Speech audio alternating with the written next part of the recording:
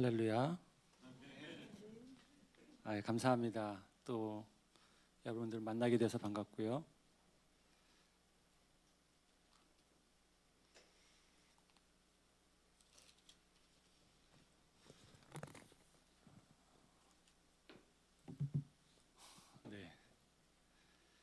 잠깐 기도하도록 하겠습니다.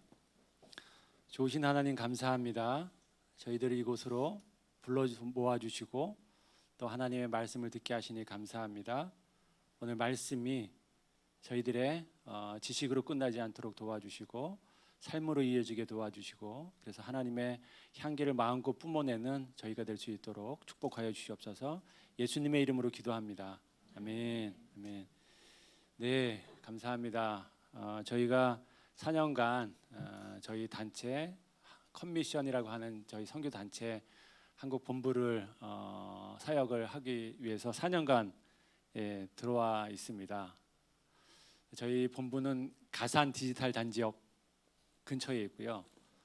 걸어서 한 1분, 2분 가산 디지털 단지역에서 그쪽으로 오시는 분들은 들르시면 맛있는 거 사드릴 수도 있습니다. 제일 좋아하시는데요, 맛있는 거. 오늘 함께 나눌 말씀은 사도행전 7장 말씀입니다. 사도행전 7장 54절에서부터 60절 말씀입니다. 사도행전 7장 54절에서부터 60절까지의 말씀입니다. 제가 가지고 있는 성경이 이 개역개정인데 다르죠, 이게. 네, 그래서 우리 띄어지는 본문으로 같이 읽도록 하겠습니다. 시작. 그들은 이 말을 듣고 격분해서 스데반에게 이를 갈았다. 그런데 스데반이 성령이 충만하여 하늘을 쳐다보니 하나님의 영광이 보이고 예수께서 하나님의 오른쪽에 서 계신 것이 보였다. 그래서 그는 보십시오, 하늘이 열려 있고 하나님의 오른쪽에 인자가 서 계신 것이 보입니다 하고 말하였다. 사람들은 귀를 막고 큰 소리를 지르고 일제히 스데반에게 달려들어 그를 성 바깥으로 끌어내서 돌로 쳤다. 증인들은 옷을 벗어서 사울이라는 청년의 발 앞에 두었다. 사람들이 스데반을 돌로 칠 때에 스데반은 주 예수님, 내 영혼을 받아주십시오 하고 부르짖었다. 그리고 무릎을 꿇고서 큰 소리로 주님, 이 죄를 저 사람들에게 돌리지 마십시오 하고 외쳤다. 이 말을 하고 스데반은 잠들었다. 아멘. 아멘. 예수님이 승천하신 뒤에 예수님의 제자들은 마가의 다락방에 모여서 열심히 기도했어요. 한 마음으로 모여서 기도했습니다. 한 120명 정도가 모여가지고 정말 한 마음으로 기도했어요. 전심으로 기도했어요. 오순절 날이 이를 때에 이 기도하던 무들 가운데 성령님이 임합니다. 그래서 한 번도 경험해 보지 못한 정말 불의 혀같이 임하는 성령님들을 경험하고 각 지역의 방언들, 각 지역의 말들로 방언이 쏟아져 나오기 시작하면서 사람들이 저건 뭐지? 저 사람들은 뭐야? 너무 놀라서 그냥 구름대처럼 모여들 정도의 상황이 벌어졌어요. 그 현상이 해석이 안 되는 거죠.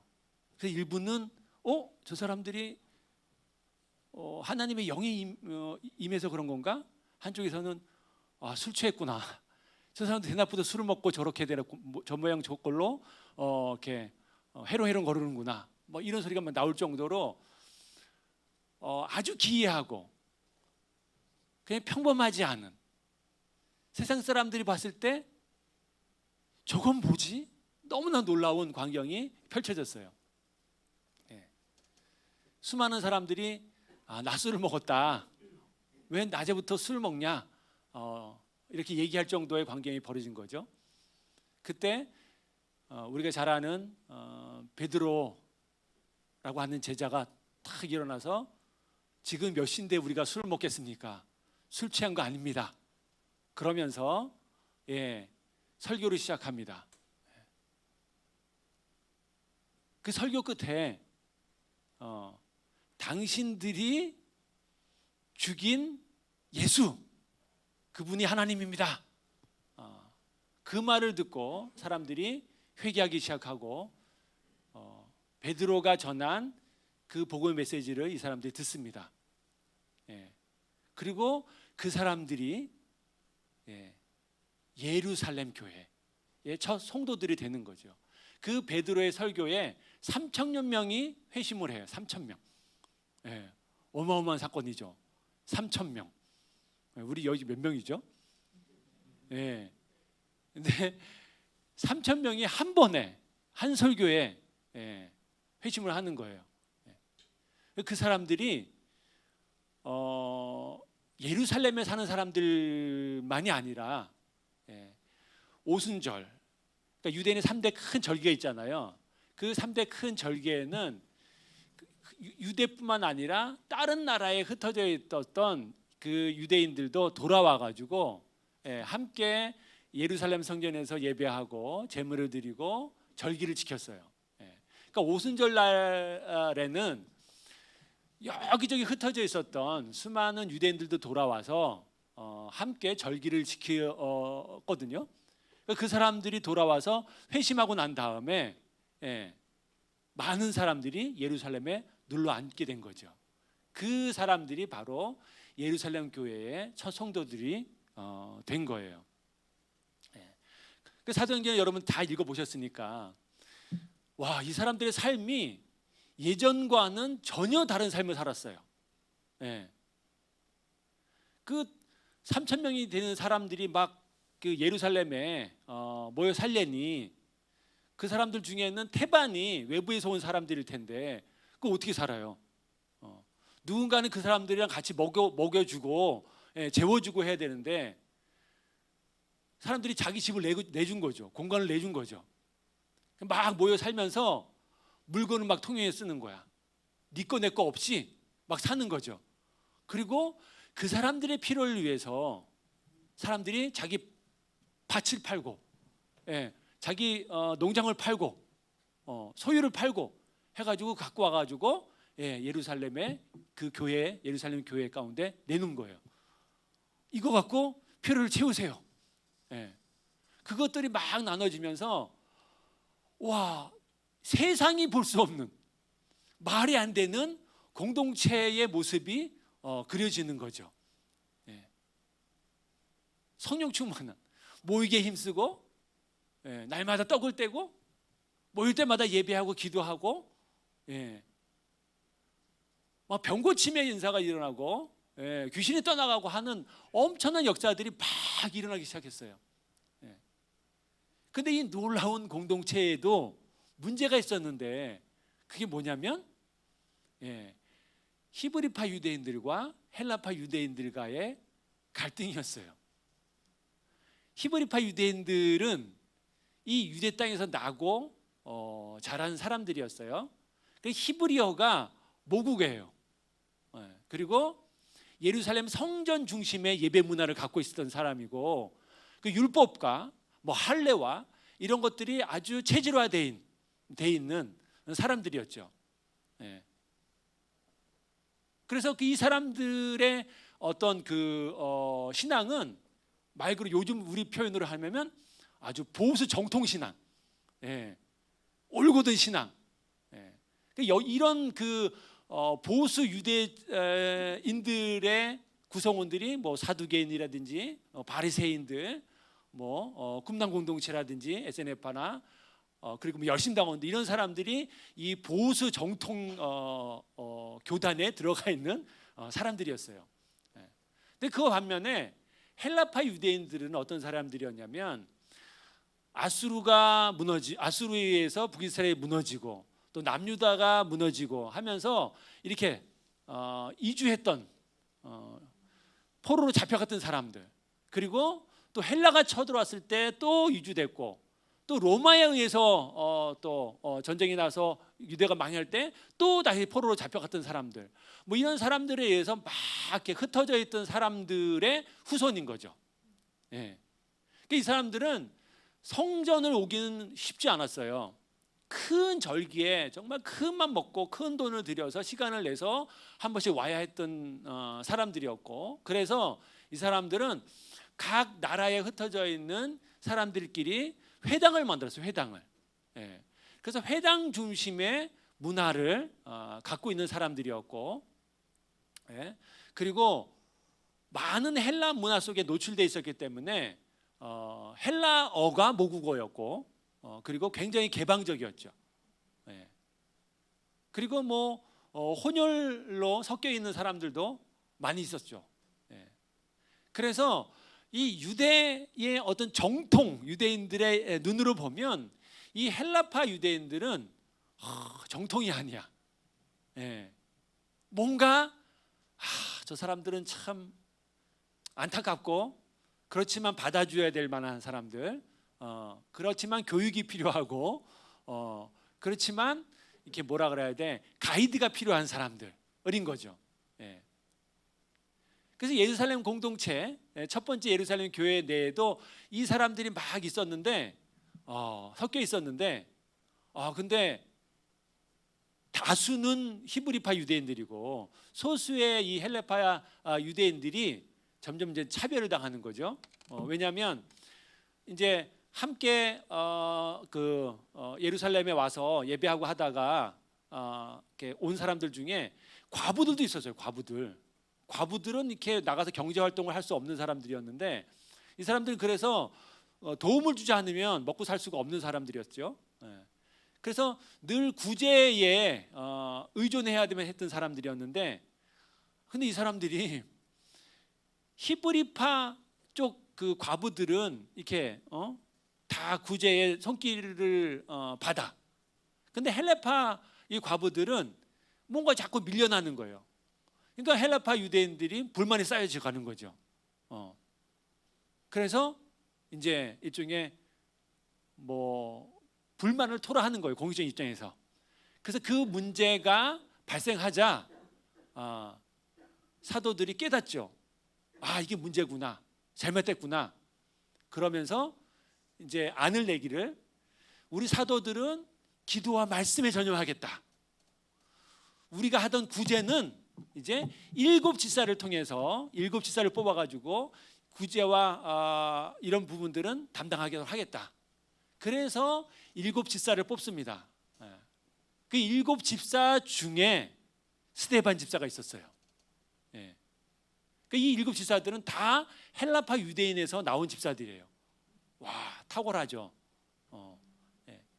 근데 이 스데반 집사가 얼마나 열정이 많고, 주님에 향한 열정, 복음에 향한 열정이 많았냐면, 구제만 하지 않고 이 사람이 뛰쳐나가서 복음을 전하기 시작했어요. 그렇죠. 오순절 이후에 완전히 새로운 사람들이 있어요. 주님을 따르던 이 제자들은 완전히 새로운 삶을 살기 시작했어요. 이 사람이 나가가지고 막 복음을 전하기 시작을 하니까 이제 문제가 되는 거죠. 이 사람이 이제 6장에 보면 복음을 전했던 데가 어디냐면 자유민들이 만든 회당에서 복음을 전한 거야. 그 자유민들이 뭐냐면 그 막 로마 때 잡아가가지고 저쪽 나라서 운하 건설하고 막 했을 때 노예로 잡아갔던 사람들, 그 사람들의 자손. 그러니까 노예로 잡아갔지만 로마법이 그 사람들의 일대가 끝나면 그 자식들은 자유민으로 풀어줬어요. 그 사람들이 다시 유대로 돌아온 거죠. 돌아와가지고 만든 회당들이 있었는데 거기에 가서 복음을 전한 거죠. 근데 이 사람들이 자기 부모들이 노예로 잡혀가가지고 억압당하고 착취당하고 한 것들을 보고 돌아왔으니까 서방의 그 헬라의 이 사람들에 대한 반감이 얼마나 많았겠어요. 돌아와가지고 유대 땅에 살고 있었던 그 어떤 보수 정통 그 히브리인들보다 더 정통으로 정말 하나님을 섬기고 율법을 섬기고 했던 사람들인데, 거기 가가지고 이 헬라파 정통 유대인들도 아닌 이 헬라파 유대인이었던 스데반이 뭐 복음을 전하는 거죠. 그래서 뭐 논쟁이 벌어졌어요. 근데 이 논쟁에서 지혜와 성령이 충만한 이 스데반을 당해낼 수가 없는 거예요. 와.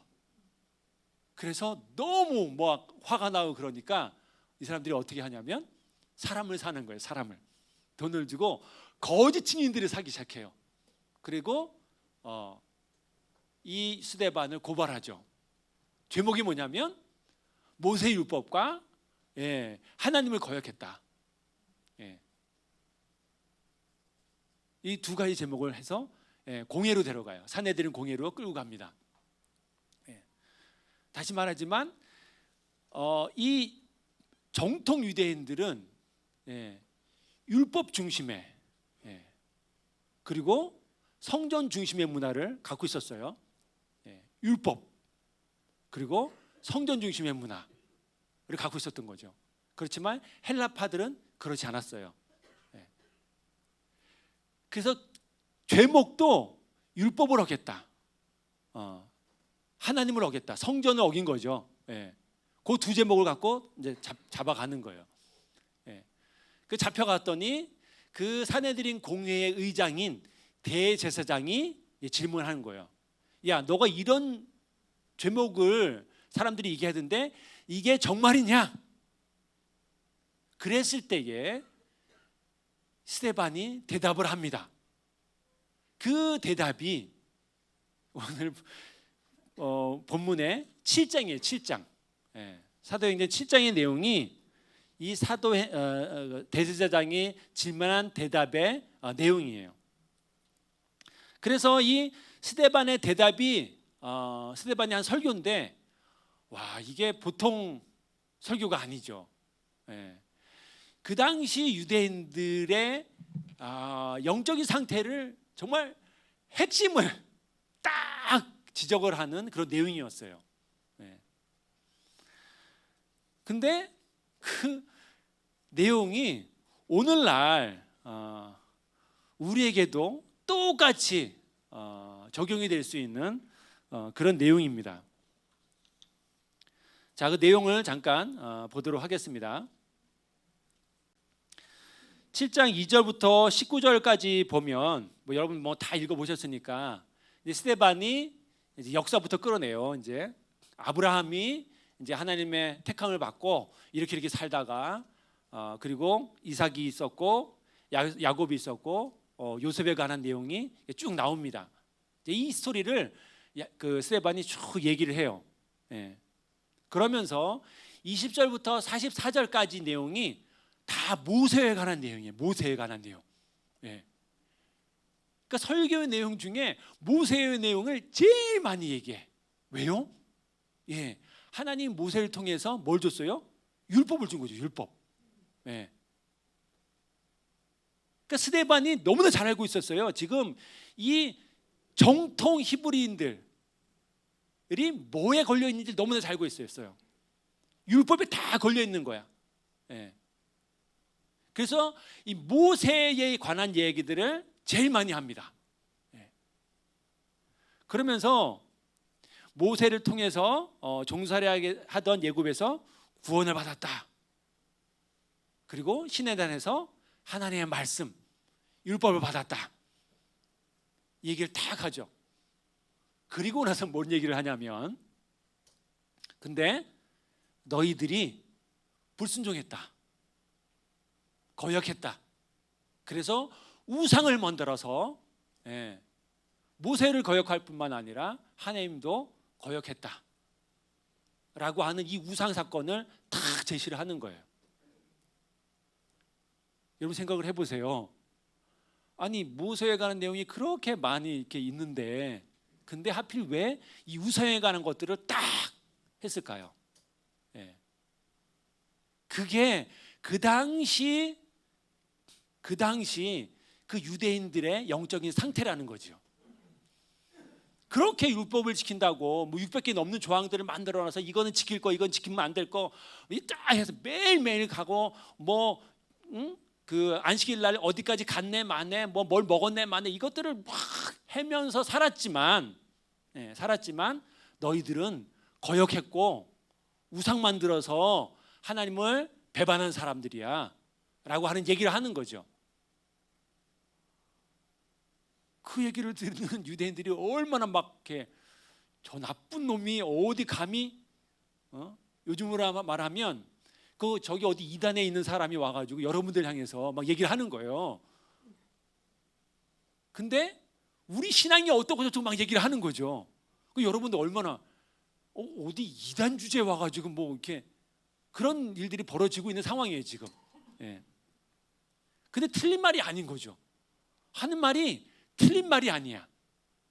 화가 너무 나지만 어떻게 뭐 할 수가 없어. 듣고 있으면 되는 거죠. 예. 우리에게 동일하게 하나님의 말씀을 주셨죠. 예. 성경을 우리가 다 알고 있어요. 성경을 줄줄 막 알고 있어. 얘기를 해요. 그렇지만 하나님을 거역하고 하나님을 이용하고 우상숭배하는 삶을 우리들도 여전히 살고 있죠.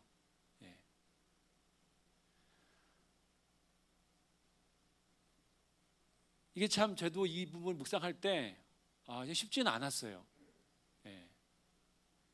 제 꼬락서리를 이렇게 보면 이게 도대체 강단에 설만한 사람이냐 뭐 이런 생각이 들기도 하면서 우리 집의 가장으로서 우리 아이들한테 야 이렇게 저렇게 하나님이 어쩌고 뭐 저쩌고 말할 만한 자격이 있냐. 우리 아이들이 당연히 아직까지는 다행히 아버지는 말씀대로 사세요 뭐 이런 얘기는 아직 질문을 안 하거든요. 아직 어려서. 근데 이제 뭐 시간 문제지. 조금만 더 이제 크면 뭐 대놓고는 안 해더라도 속으로는 뭐 그런 질문을 하지 않겠어요? 그랬을 때 야 이게 정말 떳떳하냐? 뭐 이런 이제 생각을 하면서 참 이렇게 자유하지 않은 거죠. 자유하지 않은 거죠. 근데 이 직격탄을 스데반이 날리고 있는 거예요. 그 두 번째는 성전에 관한 문제였어요. 44절에 보면 이제 모세가 이제 하나님이 만들라고 한 증거의 장막을 만드는 얘기를 합니다. 근데 그 증거의 장막이 다윗 때로 넘어오면서 다윗이 46절에 보면 하나님의 처소를 준비해 달라고 하나님 앞에 요청을 하죠. 그리고 47절에 솔로몬이 하나님의 집을 짓습니다.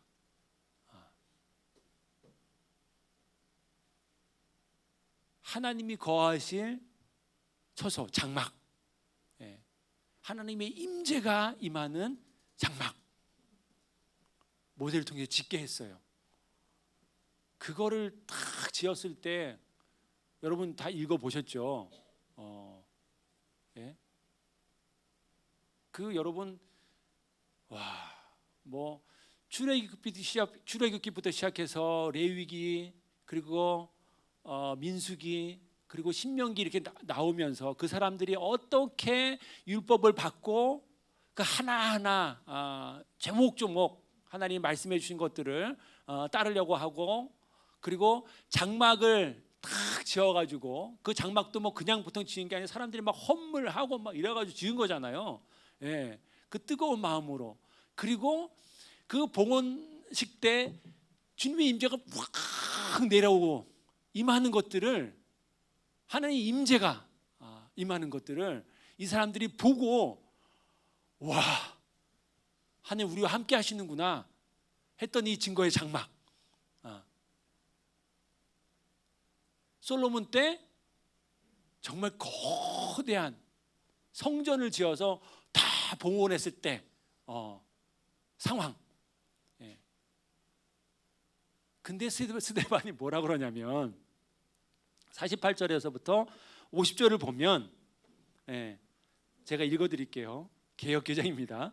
그러나 지극히 높으신 이는 손으로 지은 곳에 계시지 아니하시나니 선지자가 말한 바 주께서 이르시되 하늘은 나의 보좌요 땅은 나의 발등상이니 너희가 나를 위하여 무슨 집을 짓겠으며 나의 안식할 처소가 어디냐 이 모든 것이 다 내 손으로 지은 것이 아니냐 함과 같으니라.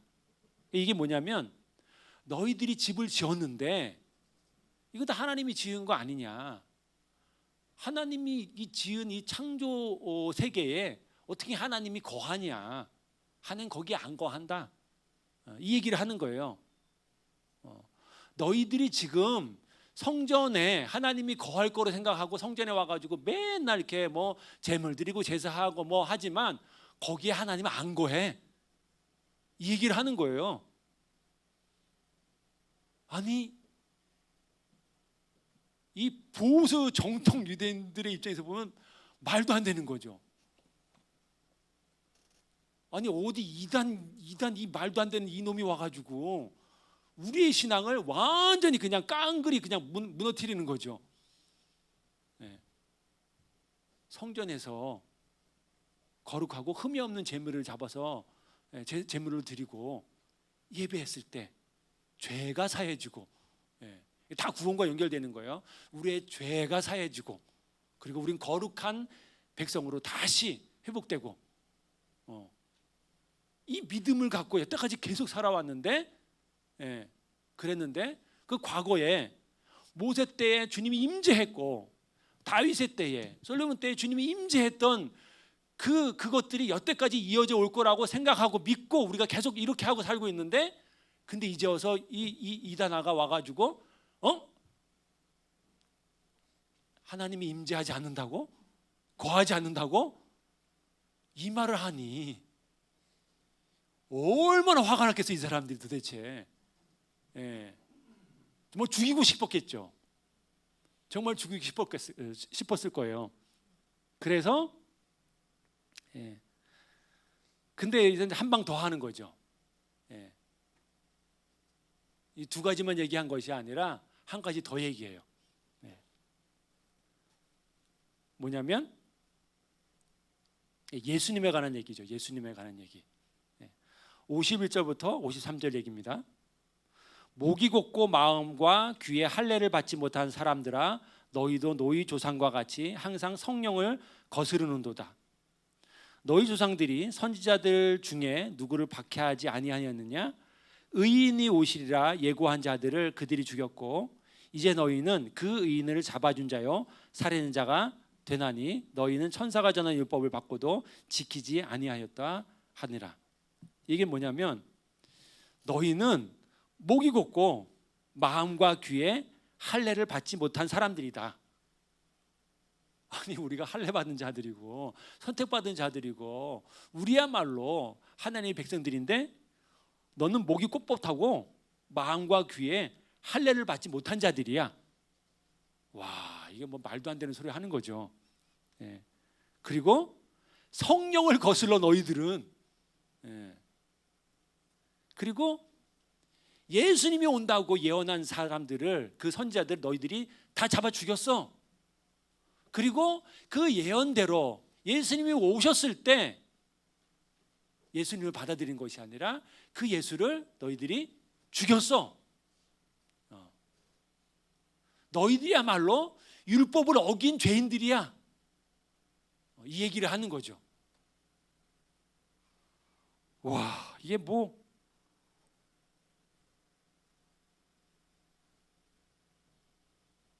그냥 모든 신앙의 1서부터 100까지를 그냥 다 무너뜨린 거예요. 니들이 매일같이 성전에서 예배하고 성전 주인의 삶을 산다고 했지만 근데 그거 아니야. 성전에 안 계셔. 성전에 가서 소도 잡고 양도 잡고 영소도 잡고 제사하고 하지만 근데 그거 하나님이 안 받으시는데 오늘날로 표현하면 예배한다고 모여가지고 뭐 예배하네 뭐 이렇게 하지만 거기에 하나님이 안 계셔. 너희들 예배를 안 들어. 이게 똑같은 거예요. 너희 몸이 거룩한 성전이라며. 근데 성령님이 안 계셔. 안 고해. 똑같은 거예요. 너희가 믿는 그 예수님, 그 예수님을 너희들이 죽였어. 너희들은 죄인이야. 근데 너희들은 죄 있는지 모르고 의인으로 살고 있어. 너희들은 지금. 이 얘기를 스데반이 하는 거예요.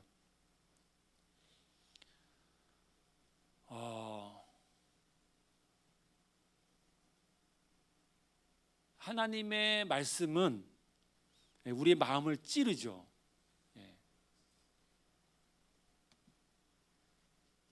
근데 우리가 아파야 회복이 있습니다.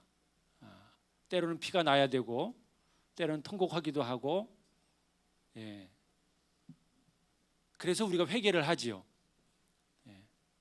그 말씀을 듣고 용서를 구하기도 하고, 또 그 말씀을 듣고 다른 사람을 용서하기도 합니다. 그 말씀 때문에 우리가 회복을 경험하기도 하죠. 그 돌파를 경험하기도 합니다. 우리의 상황은 하나도 변하지 않았지만 우리가 깊은 평안 가운데, 깊은 기쁨 가운데 들어가기도 하고, 그리고 과거는 그렇게 고독과 외로움과 두려움 가운데 있었지만 하나님의 말씀, 하는 성령님을 경험하고 나서는 더 이상 외롭지 않은, 더 이상 고독 가운데 잠기지 않은, 더 이상 두려움 가운데 씨름하지 않는 그런 삶을 살기도 하죠. 그리고 새로운 비전. 하나님 이런 분이구나. 내가 이렇게 살아야지 라고 하는 새로운 비전을 붙들기도 하죠. 삶의 목표가 생기고 방향이 바뀌고, 그래서 삶의 소망이 생기기도 하죠. 그리고 헌신이 일어나기도 하죠. 이게 말씀의 힘이죠. 이 엄청난 말씀을 이 정통 유대인들이 들었어요. 보수 정통 유대인들이 들었어요. 근데 유대인들이 어떻게 반응했냐면 회복이 있고 회개를 하고 하나님께 돌이키고 이런 방을 보인 것이 아니라, 오늘 본문입니다. 54절, 그들이 이 말을 듣고 마음에 찔려 그를 향하여 이를 갈거늘, 이렇게 반응을 하는 거예요. 여기 이 말을 듣고 마음에 찔려 그를 향하여 이를 갈거늘, 마음에 찔른다는 말이, 저도 이제 이 처음에 이제 이 성경을 읽을 때 마음에 찔려 그러면 틀리면 하는 게 아니구나, 아유 내가 잘못했구나 해서 마음이 찔리는, 이런 마음이 찔리는 게 아니라 이게 원어적으로 보면 분노가 일어나는 거예요. 마음에 분노가 일어나는 거, 이게 마음에 찔리는 거예요. 하나님의 말씀을 듣고 틀린 말이 아닌 거를 이 사람들이 알고 있는 거예요. 근데 이 사람들이 그 틀린 말이 아닌 말을 듣고 분노를 하는 거죠. 분노를 하는데 그냥 분노가 아니라 너 죽어, 너 죽일 거야 라고 하는 분노를 쏟아내는 거예요. 이게 참 이 부분이 저도 참 안 넘어가고 참 쉽지 않은 부분이에요. 누군가 저한테 권면을 해줄 때 제가 맞습니다,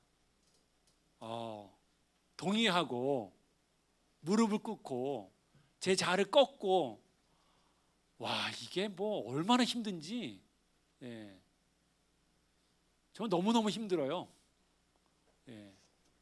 지금도 이게 잘 안 되는데 이거를 꺾기 시작할 때부터, 그때부터 비로소 하나님 이런 분이었구나, 은혜가 이런 거였구나, 사랑이 이런 거였네, 복음이 이런 거였네, 그거를 서서히 알기 시작했어요. 사람이 얘기를 해주면 저 사람이 옳은 걸 알아, 내가 틀린 걸 알아, 더 분노가 일어나는 거죠. 저 사람이 틀리고 내가 옳은 걸 알면 덜 분노가 일어나는데, 저 사람이 옳고 내가 틀린 걸 알 때 더 분노가 일어나는 거예요. 와. 근데 그것들을 깨닫고 제아를 꺾는 순간, 아, 내 꼬락서니가 이렇구나, 난 정말 주님의 은혜 아니면 안 되는 놈이었구나 를 알게 될 때, 그때야 비로소 예수님 십자가를 볼 수 있게 되었어요. 네. 자, 이 종교의 영으로 꽉 쌓여 있었던 이 보수 정통의 히브리인들, 이 히브리파 유대인들은 늘 말씀 속에 있다고 얘기를 하고, 늘 예배 가운데 있다고 얘기를 하고, 성경을 줄줄 얘기를 하고, 뭐 금식을 하고 뭐 이랬던 사람들. 그렇지만 이들의 반응은, 말씀에 대한 반응은, 복음에 대한 반응은 분노가 일어났던 거죠. 하나님의 말씀이 우리에게 오면 제대로 반응하는 우리 모두가 다 되었으면 좋겠습니다. 아멘. 자, 스데반은 이 분노에 대해서 어떻게 반응을 하냐면, 이 보수 정통 유대인들에 대해서 이들의 분노에 대해서 어떻게 반응을 하냐면 55절에 스데반이 성령 충만하여 하늘을 우러러 주목하여 하나님의 영광과 및 예수님께서 하나님의 우편에 서신 것을 보고 말하되, 보라, 하늘이 열리고 인자가 하나님 우편에 서신 것을 보노라. 이렇게 반응을 하는 거예요. 지금 대제사장 앞에 끌려가가지고 이거는 죽느냐 마느냐의 문제인 거죠. 근데 거기서 이 사람이 하늘을 봐. 하늘을. 사람들의 외침 소리를, 막 함성 소리를, 죽여라, 뭐 나쁜 놈이다, 뭐 이런 소리를 듣는 것이 아니라 이 사람이 하늘을 보는 거예요. 하늘을. 성령 충만해서 하늘을 우러보는 거죠. 지금 죽기 일보 직전이에요. 매우 위급한 상황이에요. 근데 이런 상황 속에서 성령 충만해서 하늘을 보는 거예요. 이 어려운 상황 가운데 어디를 보느냐, 어떠한 반응을 보이느냐가 진짜 우리 신앙이죠. 뭐 평안한 가운데는 뭐 괜찮아요. 괜찮은데 진짜 위기 상황에서, 어려운 상황 가운데서 어디를 보느냐, 사람들의 눈을 볼 거냐, 사람들의 반응을 볼 거냐, 상황을 볼 거냐, 아니면 하늘을 볼 건가. 이게 우리 진짜 신앙이죠. 왜 내가 이런 소리를 들어야 돼? 내가 뭘 잘못했는데? 내가 왜 이런 꼴을 당해야 돼? 뭐 이렇게 시작하면 하늘이 안 보이는 거죠. 옆에 사람이 보이고, 여기서 솔루션을 찾으려고 하고, 저기서 찾아보려고 하고, 뭐 전화하고 뭐 이러는 거죠. 근데 스데반은 그러지 않았어요. 그는 하늘을 봤어요. 보좌에 계신 예수님을 보게 된 거죠. 그리고 그가 선포해요. 내가 하나님 우편에 앉아 계신 그분을 봐. 예수님을 봤어. 그리고 나서 바로 그 즉시로 끌려 나가가지고 돌 맞아 죽습니다. 56절을 제가 다시 한번 읽어드릴게요. 말하되, 보라, 하늘이 열리고 인자가 하나님 우편에 서신 것을 보노라. 이 말을 하고 성 밖으로 끌려나가 돌에 맞아 죽습니다.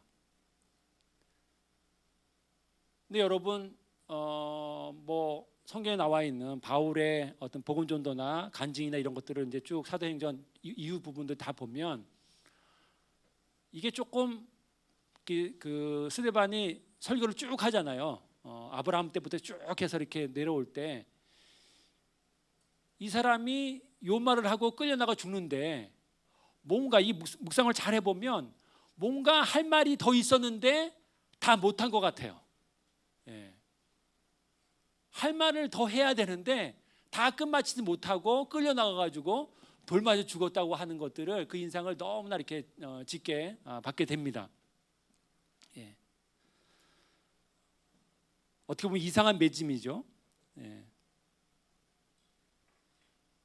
제가 볼 때는 스데반이 제대로 설교를 끝마치지 못했을 것 같아요. 너희가 죽인 예수들이, 너희가 죽은 예수들이 아니라 예수가, 큰일 납니다. 너희가 죽은 예수가 부활했어. 그분이 부활했어. 그분이 승천하셔서 하늘 우편에 앉아 계셔. 너희가 죽인 그 예수님이 너희들의 죄를 위해서 마지막 제물로 드려졌어. 그분은 하나님이신데 죽지 않으셔도 되는 분인데 너희들의 이 꼿꼿한 목 때문에, 교만 때문에, 너희들의 죄 때문에 그가 스스로 제물이 되셔서 십자가에 달려 죽으셨어. 완전한 제물이 되어 돌아가셨어. 그런데 그분이 살아나셨고 부활하셨고 그분이 승천하셨어. 하나님 우편에 앉아 계셔. 너희들이 이 예수를 믿으면 죄사함을 받고 구원을 받을 거야. 그리고 이 복음을 너희들만 알지 말고 나가서 전해. 나가서 전해. 너희들이 증인이 돼야 돼. 라고 하는 메시지를 하지 못했을 것 같아요. 이게 진짜 스데반이 하고 싶었던 설교의 마지막 부분이라고 저는 생각을 합니다.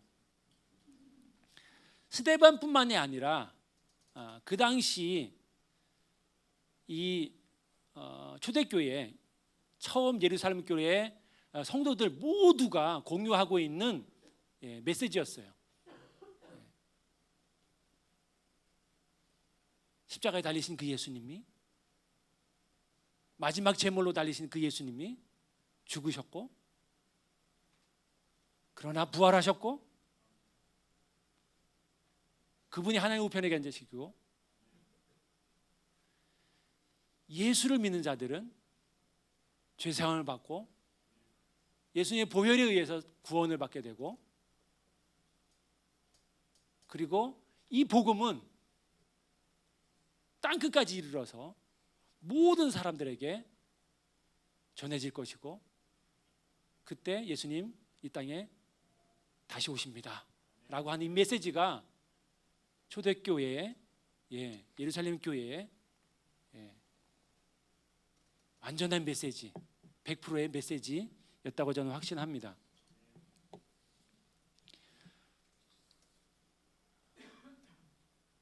그래서 8장을 보면, 8장 이후의 내용들을 보면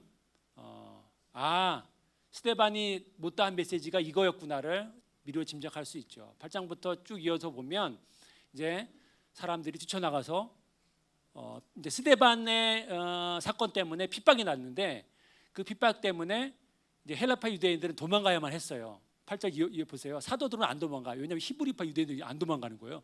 헬라파인들은 도망갔어요. 했었어요. 또 도망가면서 이들이 복음을 전하는 거예요.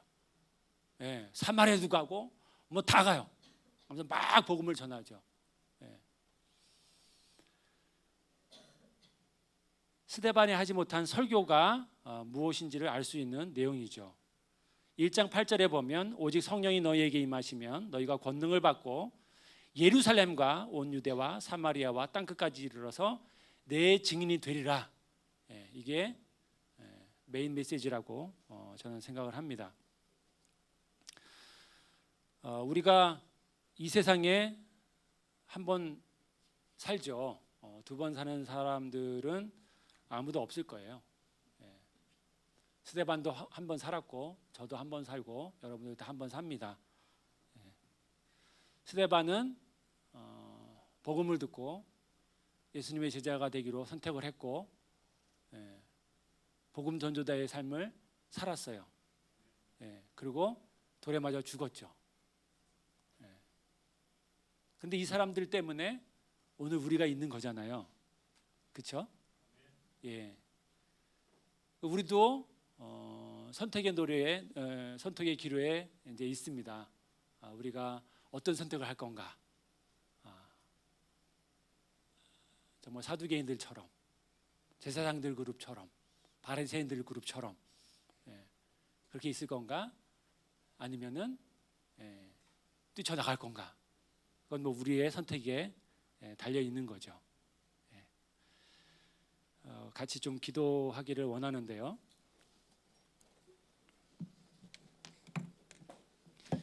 58절에서부터 60절을 제가 다시 읽어드리도록 하겠습니다. 성 밖으로 내치고 돌로 칠세 증인들이 옷을 벗어 사울이라 하는 청년의 발 앞에 두니라. 그들이 돌로 스데반을 치니 스데반이 부르짖어 이르되 주 예수여 내 영혼을 받으시옵소서 하고 무릎을 꿇고 크게 불러 이르되 주여 이 죄를 그들에게 돌리지 마옵소서 이 말을 하고 자니라. 성 안에서 사람을 죽일 수 없었어요. 그거는 율법에 어긋나는 거예요. 그래서 성 밖으로 스데반을 끌고 나갑니다. 정말 스데반이 질질 끌려 나갔겠죠. 사람들한테 막 둘러싸여서 옴짝달싹 수 없는 상태로 막 질질 끌려 나갔을 거예요. 그리고 사람들의 손에 돌이 들려 있는 거죠. 그리고 막 죽이라고 고함고함 치르는 사람들의 함성 소리가 막 들려옵니다. 여러분 이 상황을 한번 여러분들 생각해 보세요. 분노에 찬 사람들의 얼굴들을 한번 생각해 보세요. 복음은 우리들이 기쁘고 평안할 때만 복음이 아니라 이 목숨이 경각에 달려 있을 때도 우리 상황이 어려울 때도 동일하게 복음입니다. 이 상황에서 스데반이 마지막 용서를 하고 죽습니다.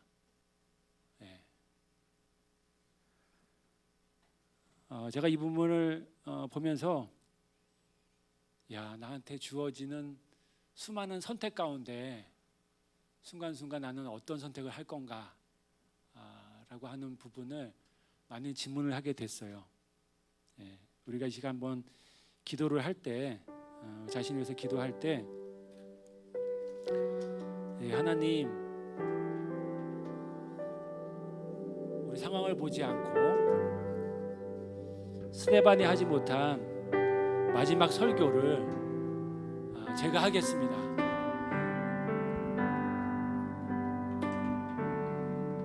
우리를 위해서 죽으시고 부활하신 그 예수를 제가 전하는 자로 제 삶을 드리겠습니다. 제가 직장에서 일을 하든 학교에 있든 사업을 하든 어떤 상황이 있든지 간에 예수 그리스도의 그 복음 생명 이것을 나누는 일에 제가 제 모든 것들을 쏟아놓겠습니다. 우리 한번 같이 우리 자신을 한번 드리면서 기도했으면 좋겠습니다. 기도하겠습니다. 주님 기도합니다. 주님 감사합니다. 하나님이 우리를 치유하시고 회복시켜 주셔서 감사합니다. 완전한 자로 하나님의 자녀로 부르셔서 감사합니다. 예수의 복음, 예수의 보혈, 그 십자가 그것만을 자랑하는 저희들이 됐으면 좋겠습니다. 예, 기도.